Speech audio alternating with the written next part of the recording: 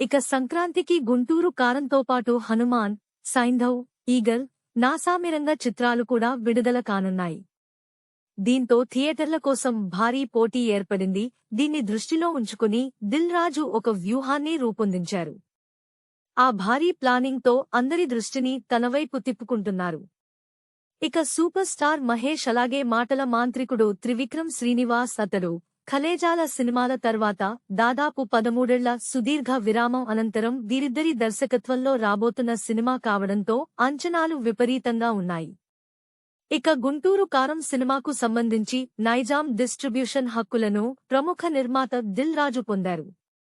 అయితే సంక్రాంతికి గుంటూరు కారంతో మూవీతో పాటు హనుమాన్, సైంధవ్, ఈగల్, నా సామిరంగ చిత్రాలు కూడా విడుదల కానున్నాయి. దీంతో థియేటర్ల కోసం భారీ పోటీ ఏర్పడింది.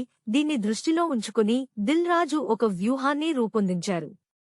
అది ఏంటి అంటే తెలంగాణ వ్యాప్తంగా ఎన్ని సింగిల్ స్క్రీన్లు ఉంటాయో వాటిల్లో 95% విడుదలైన మొదటి రోజే గుంటూరు కారం ప్రదర్శించే ఏర్పాట్లు చేశారు.